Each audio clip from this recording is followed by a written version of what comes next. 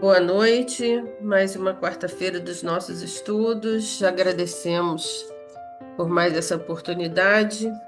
Vamos iniciar o nosso encontro fazendo a nossa oração. Graças a Deus. Pai de misericórdia, de profundo amor, mais uma noite aqui estamos nos unindo a Ti, Senhor, para juntos descortinarmos um pouco mais das mensagens que nos traz o irmão X. Que tenhamos uma noite de muita lucidez, que estejamos com as nossas mentes, os nossos corações abertos para recebermos a mensagem que irmão X amorosamente nos preparou. Intua nossa irmã Valéria, encarregada da página nesta noite, que ela possa ser inspirada pela mentoria da Casa de Conselheiro, pelo seu mentor em particular. E assim, para que juntos, nós aqui presentes e aqueles que irão assistir depois, possam realmente tirar um bom proveito do estudo desta noite. Profundamente gratos, pedimos a tua permissão para iniciarmos a nossa noite de estudos. Graças a Deus, obrigada, Regina. Então, hoje nós temos aí mais uma página amorosa do nosso querido irmão X. Vou compartilhar aqui. Então, estamos aí com a nossa página do Irmão X, né, o capítulo 36, que tem como título O Adversário Invisível. Vamos ver quem é esse adversário que o Irmão X vai nos trazer. Ele começa aqui, hoje, ele traz esse conto, trazendo uma história do tempo de Jesus, Jesus com seus discípulos ali, com os apóstolos, e coloca a história de quatro, né? Quatro apóstolos que saíram em missão e estão retornando dessa missão e começam ali a conversar como é que foi essa missão, o que é que eles fizeram, as dificuldades que encontraram. E Jesus está na dele, Jesus está ali ouvindo. Então, o irmão X começa assim. Após viagem longa por diferentes caminhos, a serviço da Boa Nova, à frente do Senhor, nos arredores de Sidom, relatavam os sucessos do dia observados pelo divino amigo em silêncio. Esse é o divino amigo Jesus, né? Jesus estava ali em silêncio. Primeiro Pedro, olha que o Pedro conta como é que foi a caminhada dele lá. Ele diz que fui surpreendido por um quadro constrangedor. Impiedoso capataz batia cruel sobre o dorso nu de três mães escravas, cujos filhinhos choravam estarrecidos. Um pensamento imperioso de auxílio dominou-me. Quis correr sem detença e, em nome da boa nova, socorrer aquelas mulheres desamparadas. Certo, não entraria em luta corporal com o desalmado fiscal do serviço, mas poderia, com a súplica, ajudá-lo a raciocinar. Quantas vezes um simples pedido que nasce do coração aplaca o furor da ira, né? O apóstolo fixou um gesto significativo e acentuou: no entanto, eu tive receio de entrar na questão, que me pareceu intrincada. Que diria o perverso disciplinador? Minha intromissão poderia criar dificuldades até mesmo para nós. Então, esse foi o relato de Pedro. Agora, vamos ver o relato de Tiago. Tiago diz: no trilho de vinda para cá, fui interpelado por uma jovem mulher com uma criança no colo. Arrastava-se quase deixando perceber profundo abatimento. Pediu-me socorro em voz pungente e, francamente, muito me condoía da infeliz que se declarava infortunada viúva de um vinhateiro. Sem dúvida, era dolorosa a posição em que se colocara, e no movimento instintivo de solidariedade ia oferecer-lhe o braço amigo e fraterno para que se apoiasse. Mas recordei de súbito que não longe dali estava uma colônia de trabalho ativo. O companheiro interrompeu-se, um tanto desapontado, e prosseguiu. E se alguém me visse em companhia de semelhante mulher? Poderiam dizer que ensino os princípios da Boa Nova e, ao mesmo tempo, sou motivo de escândalo? A opinião do mundo é descaridosa. Aí Bartolomeu vai contar agora como é que foi a situação dele. Ele diz: Em minha jornada para cá, não me faltou desejo à sementeira do bem. Todavia, que querem? Apenas lobriguei conhecido ladrão. Vi-o a gemer sobre duas figueiras farfalhudas durante longos minutos, no transcurso dos quais me inclinei a prestar-lhe assistência rápida. Pareceu-me ferido no peito em razão do sangue e porejar-lhe da túnica. Mas tive receio da inesperada incursão das autoridades do sítio e fugi. Se me pilhassem ao longo dele, que seria de mim? Vem agora Felipe relatar como foi a jornada dele. Comigo, os acontecimentos foram diversos. Quase ao chegar em Sidom, fui cercado por uma assembleia de 30 pessoas, rogando conselhos sobre a senda da perfeição. Desejavam ser instruídas quanto às novas ideias do reino de Deus e dirigiram-se a mim ansiosamente. Contemplavam-me simples e confiantes, todavia, ponderei as minhas próprias imperfeições e senti escrúpulos. Vendo-me ruído de tantos pecados e escabrosos defeitos, julguei mais prudente evitar a crítica dos outros. A ironia é um chicote inconsciente. Por isso, emudeci e aqui estou. Continuava Jesus silencioso, diz irmão X. Mas Simão Pedro caminhou para ele e indagou. Jesus estava na dele lá, não estava falando nada, só ouvindo. Mas Pedro queria saber, né? Pedro sabe como é que é, né? Poxa, Jesus não está falando nada e ele diz: Mestre, que dizes? Desejamos efetivamente praticar o bem, mas como agir dentro das normas de amor que nos traças? Se nos achamos em toda parte do mundo rodados de inimigos, o amigo celeste, Jesus, né? Porém, considerou breve. Pedro, todos os fracassos do dia constituem a resultante da ação de um só adversário que muitos acalentam. Esse adversário invisível é o medo. E Jesus continua dizendo: Pedro teve medo da opinião dos outros. Tiago sentiu medo da reprovação alheia. Bartolomeu asilou o medo da perseguição. Felipe guardou medo da crítica. Aí eu quis colocar aqui um pensamento para nós. E se Jesus fosse falar para nós hoje? E se nós fôssemos contar sobre as nossas jornadas, as nossas dificuldades e os nossos impasses? Quais seriam os nossos medos? O que Jesus falaria para nós? Valéria empacou por quê? E assim cada um de nós, né? Continuando, o irmão X diz: Aflito, o pescador de Cafarnaum interrogou Pedro, né? Senhor, como nos livraremos de semelhante inimigo, ou seja, desse medo, né? O mestre sorriu, compassivo, e respondeu: Quando o tempo e a dor difundirem entre os homens a legítima compreensão da vida e o verdadeiro amor ao próximo, ninguém mais temerá. Em seguida, talvez porque o silêncio pesasse, desculpe, em excesso, afastou-se sozinho em direção ao mar e continuou caminhando, o nosso querido Mestre Jesus. Aí está a fórmula que ele nos deu. Quando o tempo e a dor difundirem entre nós, né, a compreensão da vida.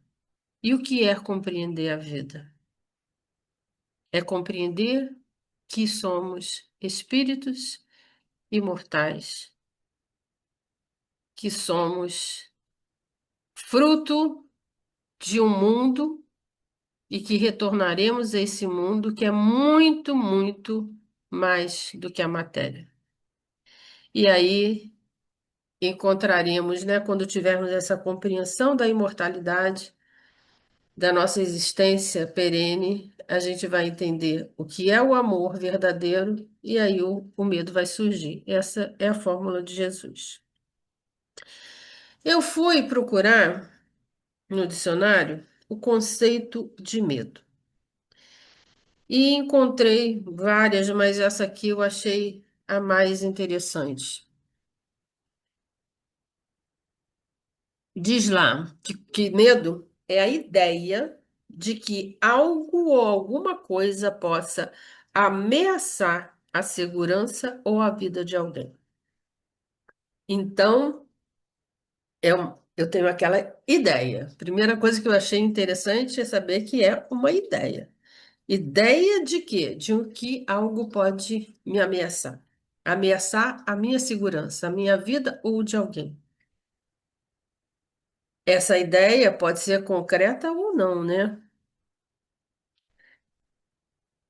Na psicologia, o medo é uma emoção natural e essencial para a sobrevivência, que nos protege de perigos, que nos prepara para enfrentar situações difíceis. Tanto que tá dito, né? É uma ideia de que eu tenho uma ameaça, eu sinto aquele medo. Então, a psicologia nos diz, ela é uma emoção natural e que, de certa maneira, nos protege. É importante para a nossa sobrevivência, esse sentido de proteção, de segurança, né, de temer que algo possa nos ferir. Porém, diz que quando se torna constante, exagerado ou limita a vida cotidiana, nosso dia a dia, ela pode prejudicar a saúde mental e o bem-estar. Trago aqui alguns tipos de medo. A gente pode ter medo social, medo de falar em público, de conhecer pessoas novas, de ser avaliado, né?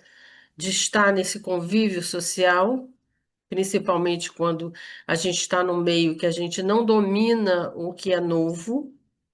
A gente pode ter medos físicos, medo de altura, de animais, de acidentes. A gente pode ter um medo irracional. O medo extremo a situações que não apresentam risco, como o medo de barata. A barata não vai me fazer nada, mas eu morro de medo, eu vejo a barata e fico alucinada, né? Ou, sei lá, um inseto, ou outra coisa. Tenho medo de andar de avião, com toda a segurança que possa ter ali, mas eu morro de medo.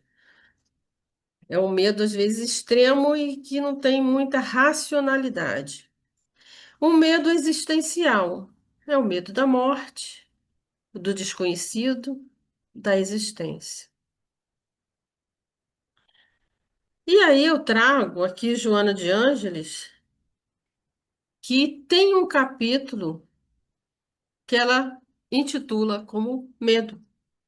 Lá no livro O Homem Integral, psicografia de Divaldo Franco, eu não trago, lógico, né, o capítulo inteiro, porque senão a gente não estaria estudando Irmã X e sim Joana, mas para complementar, é interessante o que Joana traz nesse capítulo, e eu peguei alguns trechos para a gente refletir.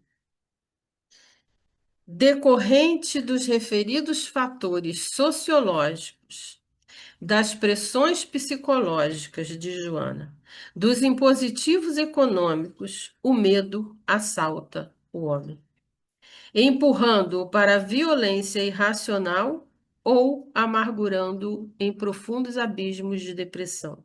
Então, as duas atitudes, né, que muitas vezes esses fatores, os fatores externos, de Joana, pode levar a gente a uma violência irracional, né? A gente vê isso hoje muito claro, quando as pessoas, qualquer coisa, pumba, mata, bate, discute, uma briga, um nada, né? Vai assistir um futebol quando vê, morreu. Ou então é o contrário.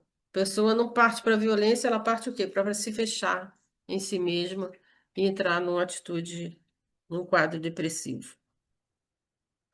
Todavia, diz Joana, é no cerne do ser que ela diz que é o espírito, o cerne do ser, que se encontram as causas matrizes desse inimigo rude da vida que é o medo.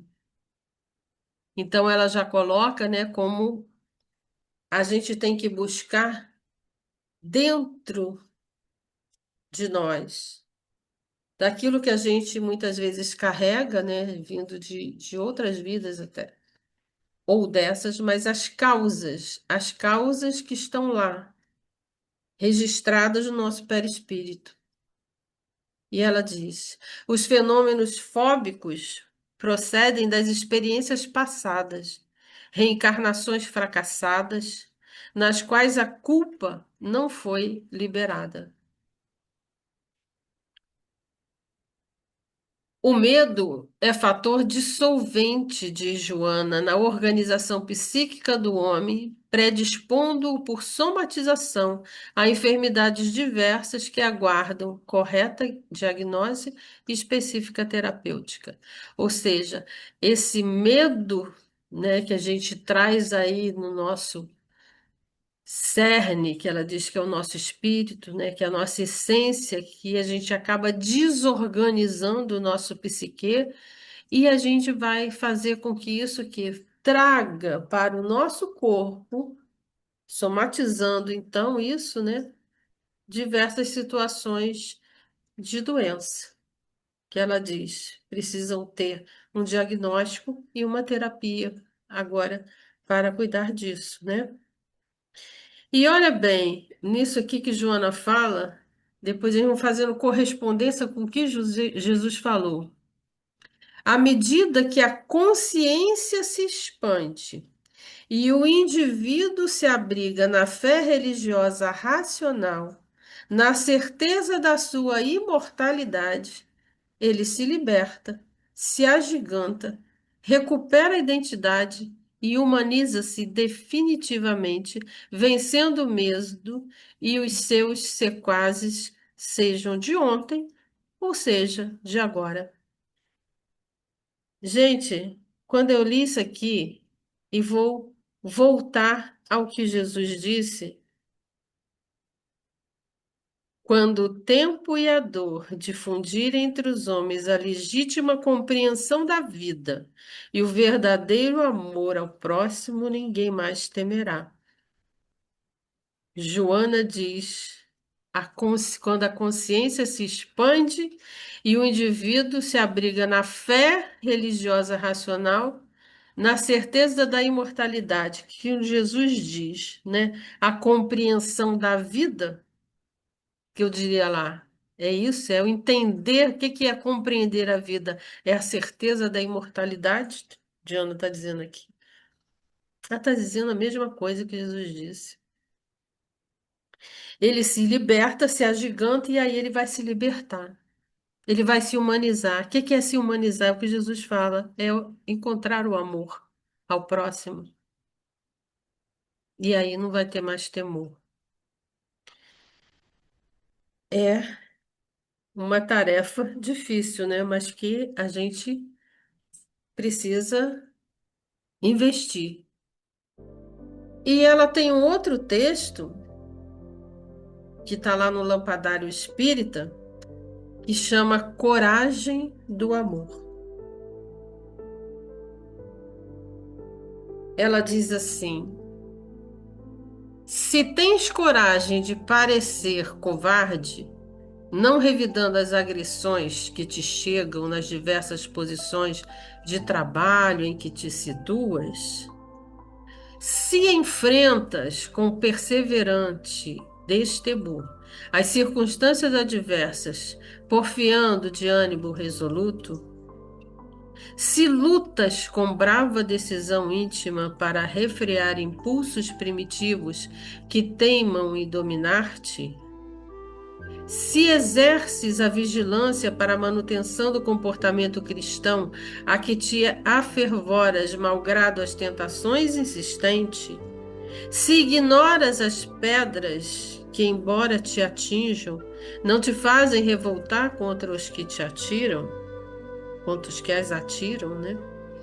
Se fluem esperanças no teu espírito em renhidas pelejas, quando rareiam possibilidades de triunfo aparente, se podes porfiar quando desertam as mais caras afeições que protestavam fidelidade e faziam à tua volta os ruídos da alacridade, hoje transformados em acusações azedas, ou seja, se a gente consegue superar todas as dificuldades, se a gente consegue se superar em cada momento,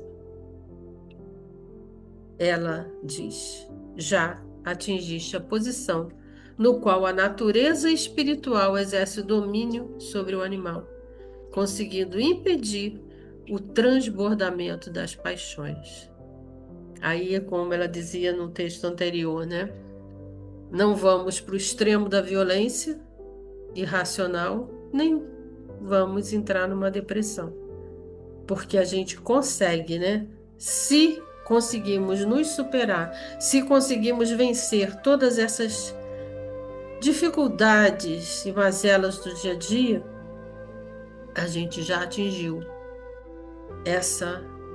esse domínio sobre o animal e nos tornamos realmente hominal e nos tornamos realmente seres humanos, seres imortais, seres que amam, que entendem aquilo que Jesus quis nos transmitir. A alegria interior canta, então, uma balada suave na consciência, como aplauso às tuas vitórias, que poucos identificam, mas que, no entanto, são apoio a todos os embates dos quais não foges. O cristão autêntico, diz Joana, como pretende sê-lo, se identifica com o Espírito do Cristo em todo lugar. Para a sua percepção aguçada, há sempre uma mensagem convite que enseja autorrealização, autoaprimoramentos. O amor, antídoto do egoísmo, essa chaga da humanidade será a força da vitória que almejas. Resolve desse modo a terra das paixões interiores e ilumina-te, iluminando. Lindo, né? E aí tá Jesus dizendo: amem uns aos outros assim como eu vos amei, em João. Então, mais uma vez dizendo o que Jesus nos traz de fórmula: quando o tempo e a dor nos fizerem compreender a vida, compreender a imortalidade da alma, compreender aquilo que somos e por que estamos aqui e encontrarmos o verdadeiro amor, a gente não vai ter mais medo e vai se lançar. Esse é o estudo de hoje, essa página maravilhosa que o Irmão X nos traz, com um exemplo, né, dos discípulos assim, que vão e que alguma coisa, né, faz eles empacarem. Eles vêm com aquele ímpeto de ajudar, com aquele ímpeto de fazer, mas aí o que que vão falar? A medo da crítica, medo, aí, vai que me persegue, vai que eu sou morto também. E aí o bicho pega e eles se retraem e não partem para ação, para aquilo que é a proposta deles mesmos, né? Eles têm aquele ímpeto de ajudar, o outro quer ajudar a mãe que está ali carregando a mãe. Quem vai dizer que eu estou ali andando com uma pessoa, né? Vai dizer que eu estou me envolvendo com a mulher viúva. Então é aquele medo da opinião dos outros, é os medos externos que muitas vezes nos aplacam e nos fazem recuar daquilo que a gente, no fundo, quer fazer e acaba não fazendo por medo. Vamos elevar a Deus o nosso agradecimento hoje e, ao mesmo tempo, vibrar por todos os nossos irmãos que pediram as nossas orações, que prometemos de rezar, caravaneiros e outros não caravaneiros, mas irmãos, aqueles que conhecemos o nome, aqueles que não sabemos o nome.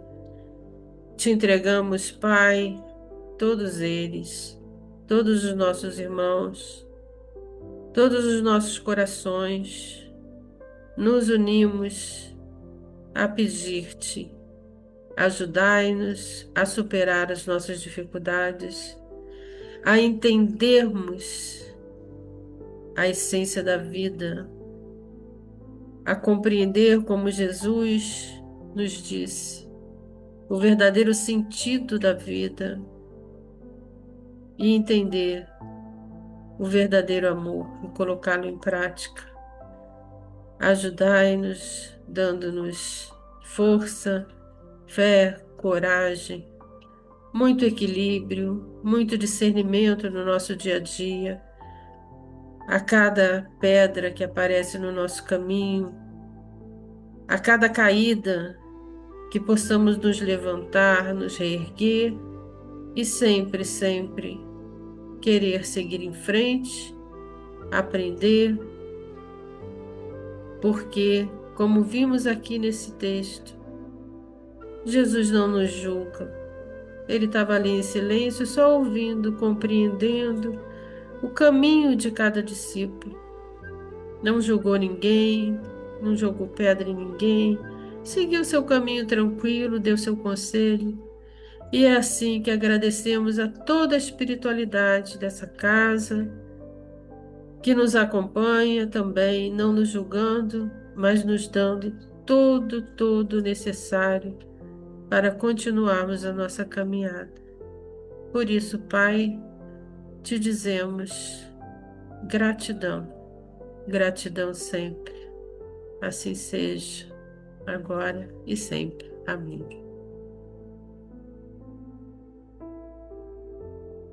Temos 7 pessoas, só que eu só estou vendo Regina. Quem quiser pode abrir o microfone e falar. Gratidão, Valéria, pelo seu esforço de estudo maravilhoso. Gratidão por nos trazer Joana. Eu estava aqui pensando, sabe, eu acho que essa questão, todo mundo sabe que o medo paralisa, mas na realidade a gente se paralisa porque não é tanto o julgamento do outro, a verdade é que a gente fica se julgando e se cobrando fazer que a gente ainda não tem condição de, e por isso deixa de fazer o que a gente já pode. Então vamos começar a fazer aquele pouquinho que a gente já pode, que assim a gente vai tendo maior compreensão e vai vencendo o medo. Eu não me preocupo muito com o que as pessoas estão julgando, não. Eu sempre digo, se alguém achar que está ruim, vem e faz melhor, faz diferente, ótimo. Eu vou achar ótimo, vou aplaudir. Mas enquanto não tem ninguém para fazer, eu tenho que me pôr em ação. Eu não tenho que me paralisar pensando, será que vão gostar? Será que está certo?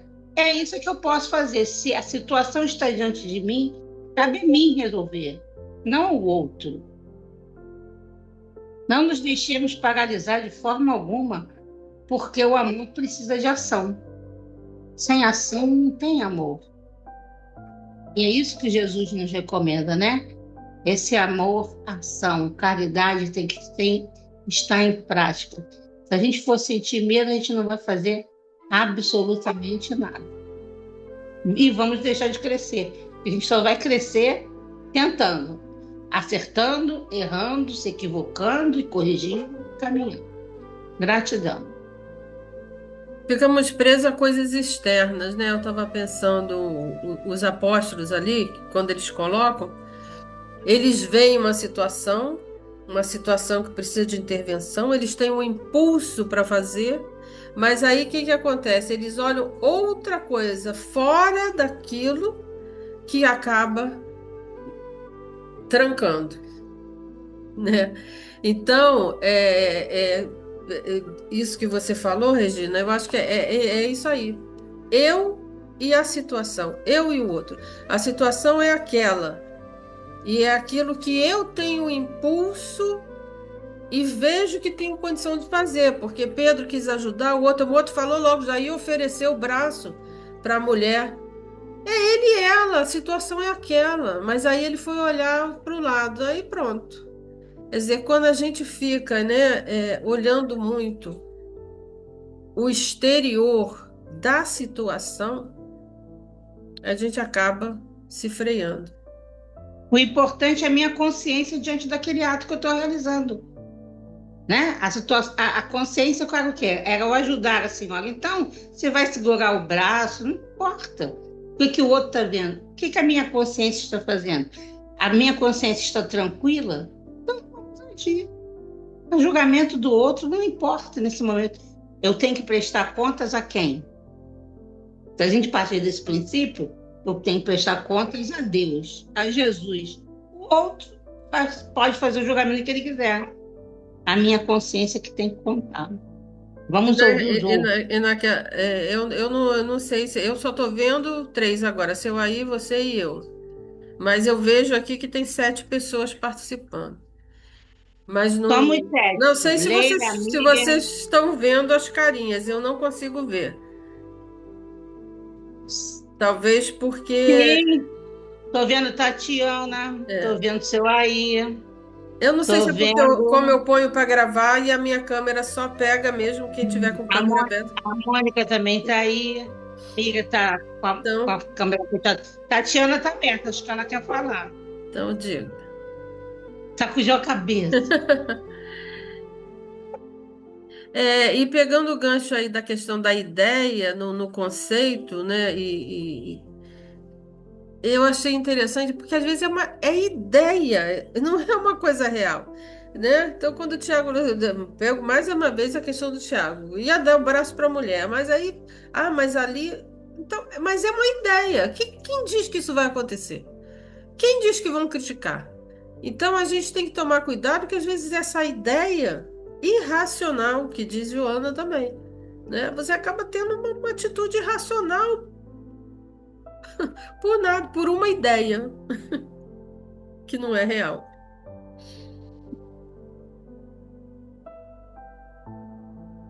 Temos 2 minutinhos. Diga. Ela Mesmo que a colocou. gente, boa noite, é maravilhoso o estudo. Mesmo que a gente faça pouco, o que importa é a gente ter uma atitude e fazer. É dar o primeiro passo. Exato, Mônica. Muito bom. É isso aí. Fala que Ela quando colocou o faltando. tarefeiro Fala. está pronto, né, a oportunidade aparece. Não é o tamanho da coisa, né? É a qualidade. Isso, exatamente. Inclusive, a gente Ela viu o colocou quê? O faltando. Jesus estava em silêncio o tempo todo, né?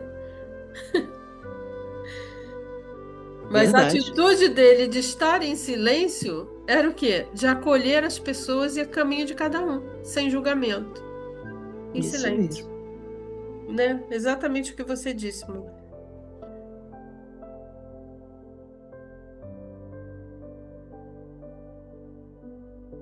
Mais alguém?